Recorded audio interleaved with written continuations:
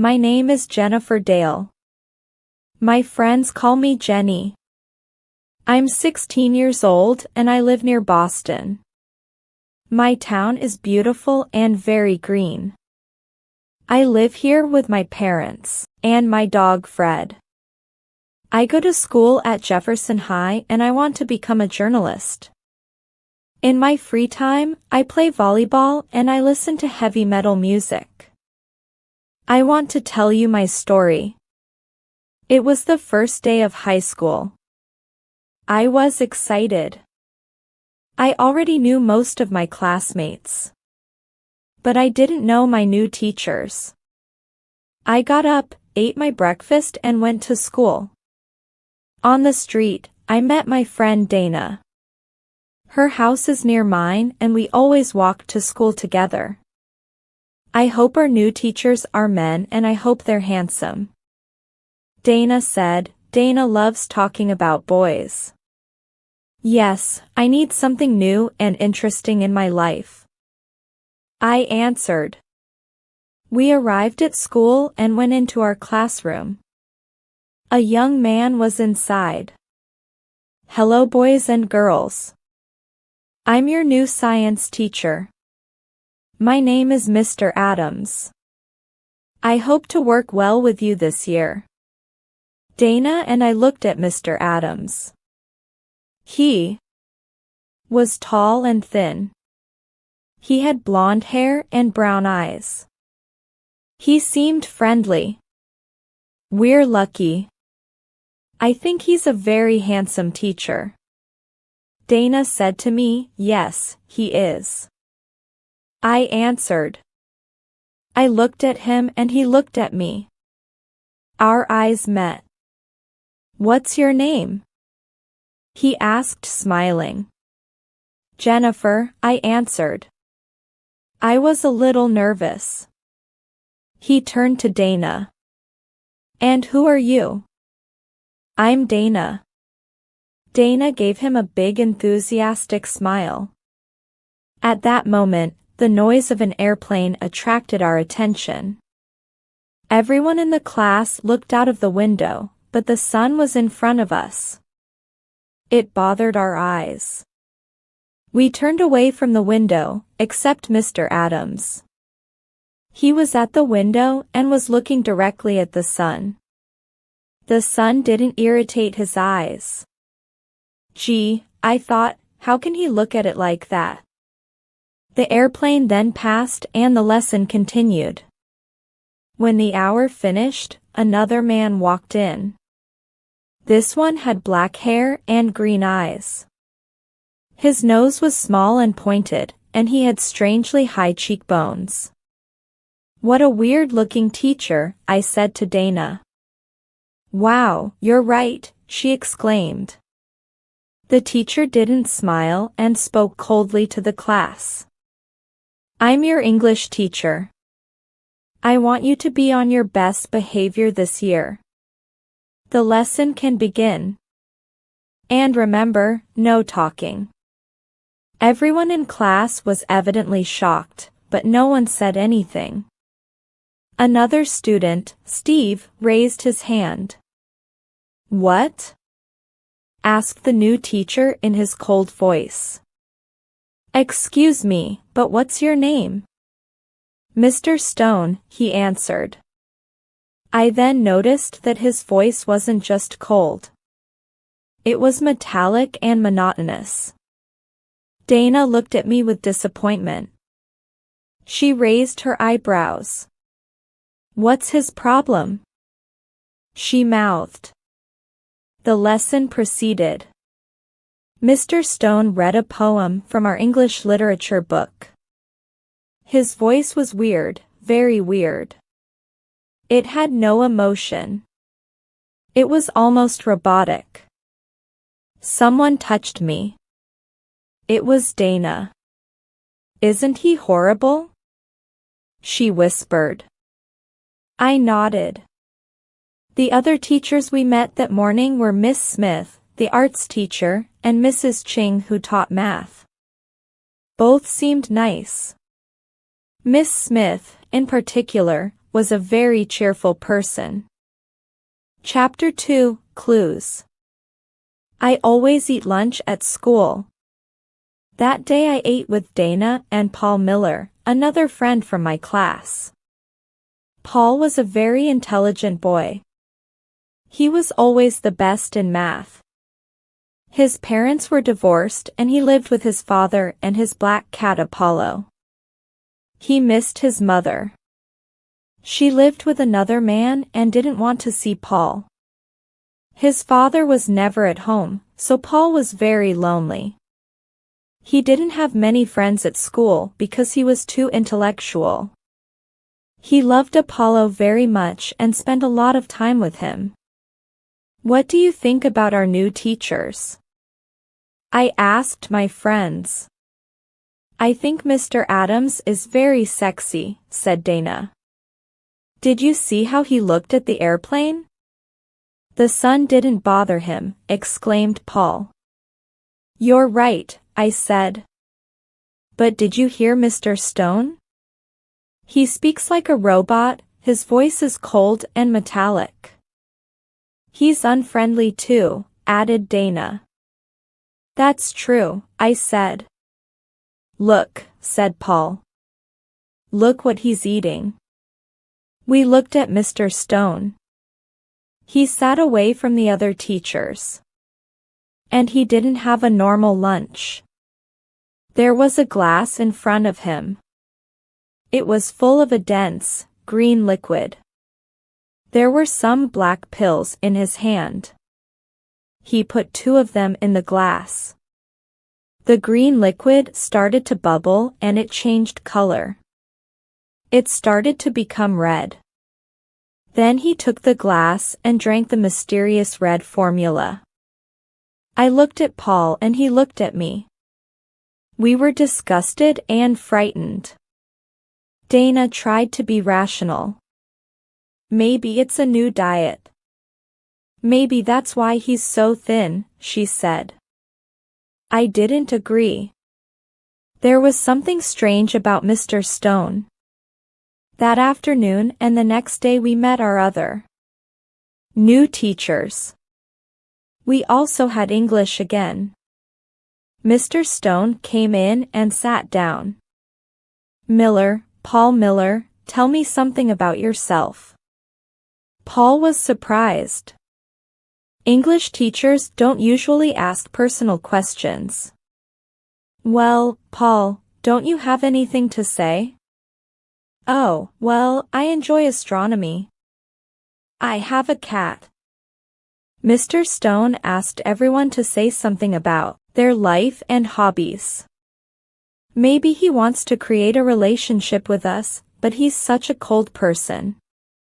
How bizarre, I thought. Then looking at him more carefully, I noticed something.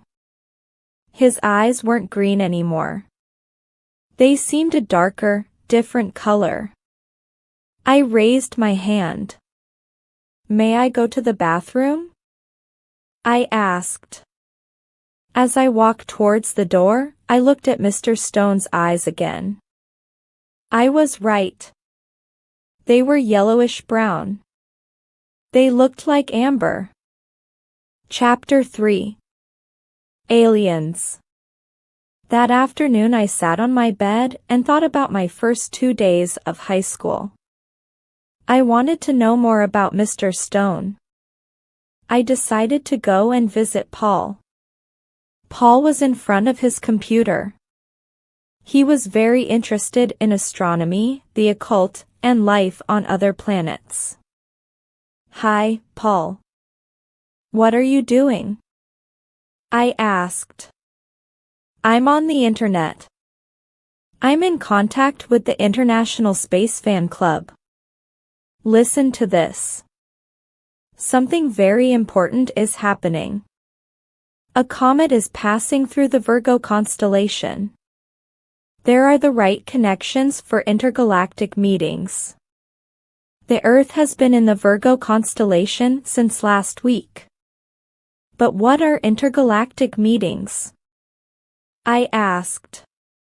They're voyages of aliens to our planet. These voyages can happen only in special moments, for example, when a constellation and a comet meet. Aliens can travel to our planet for different reasons. Sometimes they want to study us humans. Some people say that aliens may come to Earth to conquer the planet. I looked at Paul with a shocked expression. An idea started to form in my mind. "What's wrong, Jenny?" Paul asked.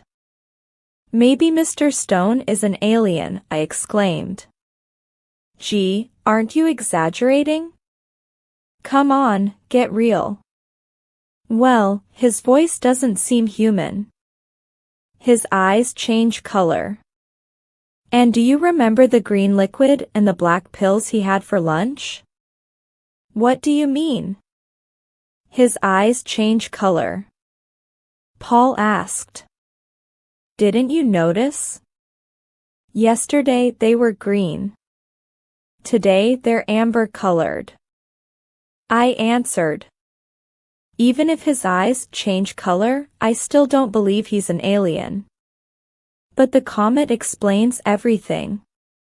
It entered the Virgo constellation last week. And Mr. Stone is a new teacher. I talked to Dana's brother, Matt. He said that this is Mr. Stone's first year at Jefferson High. "No one knows where he comes from," I said. Maybe Paul's eyes lit up. Maybe that's why he asked us all those personal questions. He wants to study us. Yes, you see, all clues indicate that he is an alien. So what can we do? I asked. We can spy on him. Maybe we can follow him to his house. We can see where he lives and what he does at home. However, we must be very careful. He doesn't seem to have emotions. He might get angry if he discovers we suspect him. We'll try to follow him tomorrow after school, okay?" said Paul. The next morning before school, I took Fred out for a walk in the park. Fred needs daily exercise, so my parents and I take turns walking the dog. The park was empty. It was dawn. A lonely bird chirped in the trees. The grass was wet with dew. There was peace all around. Suddenly I noticed something or someone moving behind the bushes. I got closer to see who or what it was.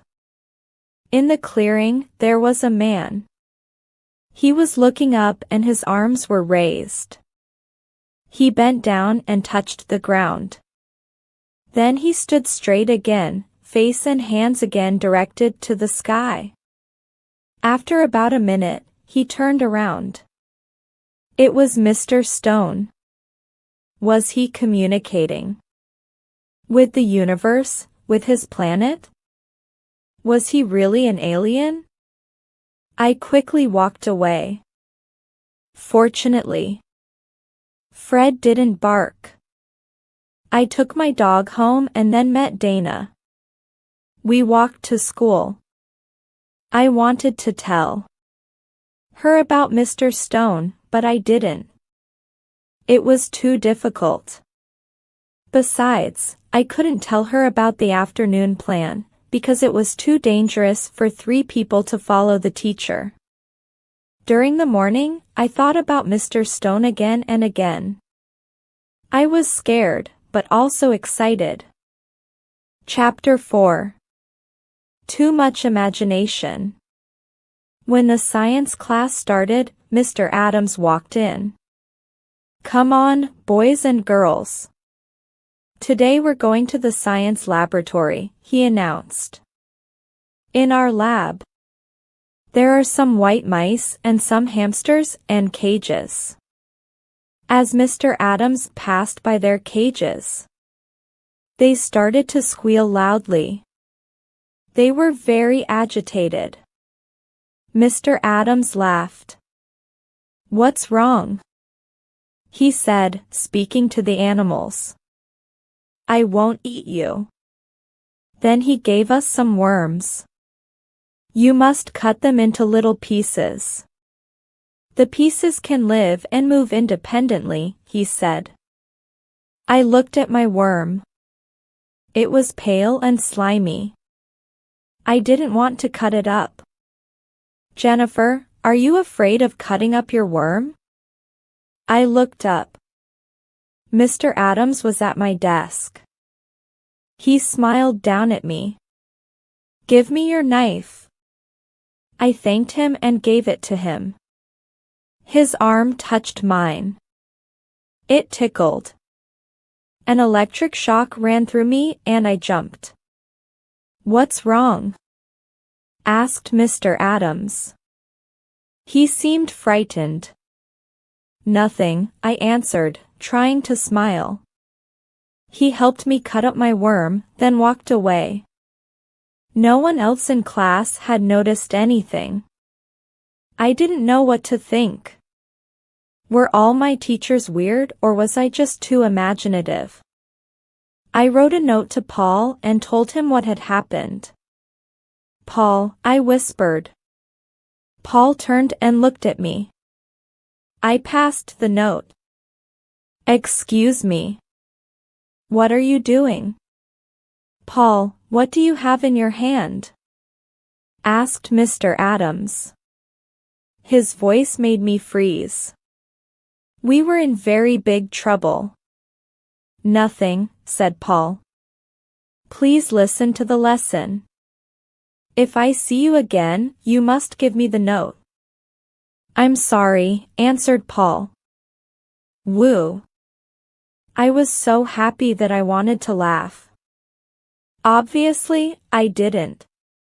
When the bell rang, Mr. Adams called me to his desk. Oh, no, I thought. He smiled. I'm sorry I scared you. 2 years ago, I had an accident. My left arm is artificial. It's an electric prosthesis and sometimes it can give electric shocks. He seemed a little embarrassed. I was surprised and sorry. He was so sweet. I thanked him and went to lunch. Paul, forget what I wrote, I said, as I sat down at our usual lunch table. I told Paul and Dana about Mr. Adams' electric prosthesis. Then Dana mentioned Mr. Stone. Paul and I looked at each other, but we didn't say anything. Besides, after school, Dana had a dance club meeting in the gym, so Paul and I were free. We finished our chocolate milk and went out to recess. At the door, we met Mr. Stone.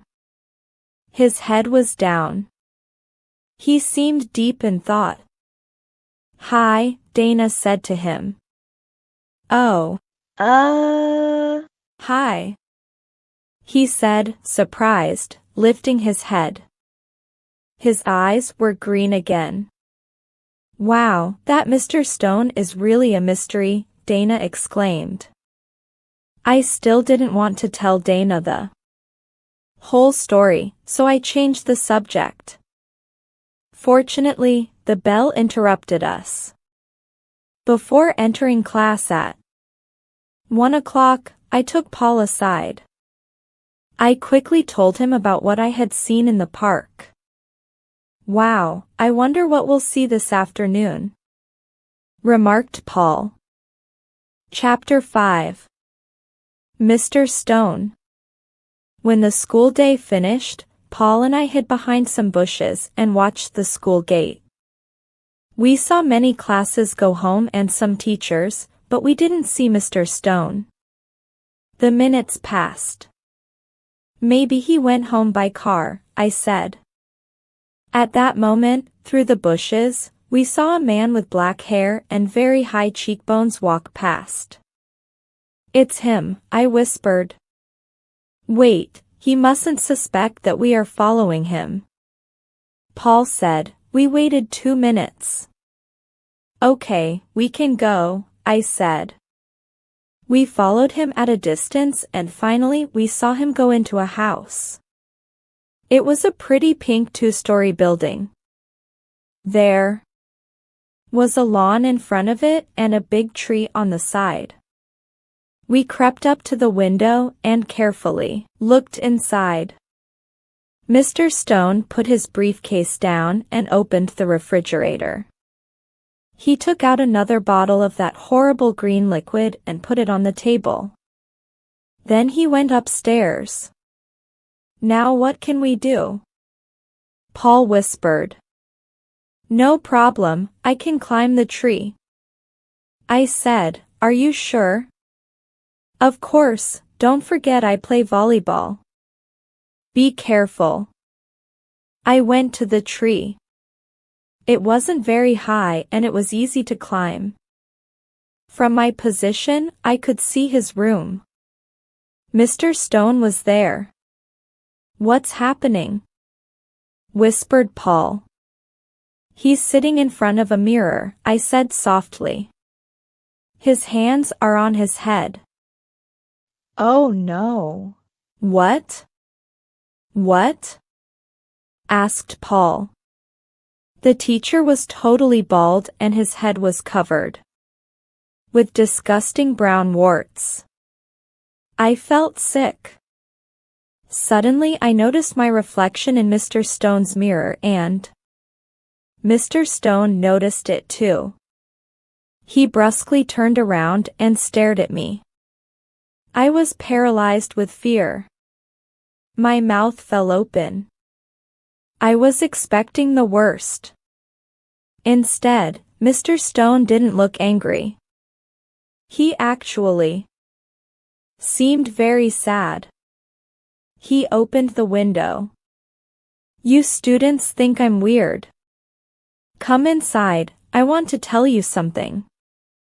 Mr. Stone, I'm terribly sorry. I started to say. I was extremely embarrassed. Don't worry, since you're here, please come in. I climbed down the tree. Paul was very nervous. Come on, Jenny. Let's go away before it's too late. No, Paul, I'm going in. But I went towards Mr. Stone's front door. So Paul followed. The teacher opened the door and made us sit down in his living room. Do you want something to drink? He asked. No, nothing. Thank you. I answered. What are those warts on your head? Asked Paul, ignoring the look I gave him. These warts are the results of a throat tumor. You see. I started smoking as a teenager and I continued until the tumor. Chemotherapy made me lose all of my hair and I developed these warts. You've probably noticed my voice. Unfortunately, the tumor destroyed my vocal cords. So now I speak with a voice implant. The tumor has caused very serious changes in my life. I started to suffer from depression and I still see a psychiatrist. I also moved, hoping to start a better life in a new environment. In fact, I'm from Wisconsin. You see, I'm not married and the illness has made me very lonely. People don't like illnesses. They stay away from sick people. Sick people bother them. Mr. Stone, we really feel terrible about our behavior. I said, yes, we really apologize. We hope you can forgive us. Added, Paul, don't worry. In a sense, I'm glad this happened. I haven't talked like this to anyone for a long time. You see, I want to be friends with my students. That's why I asked your class so many questions. But it's very hard for me to smile or be cheerful. Try to understand if I'm strict or unpleasant. I smiled at Mr. Stone. I was very moved. We understand, I said softly. May I ask you a question? Said Paul. Paul, I exclaimed, it's okay. Ask me anything you want. Answered Mr. Stone. What's that stuff you eat at lunch? Oh, did that scare you? The green liquid and the black pills are part of my treatment. They include protein and other nutritional substances. And why, excuse my curiosity, were your eyes amber-colored yesterday? Well, I tried some colored contact lenses. I wanted to do something different.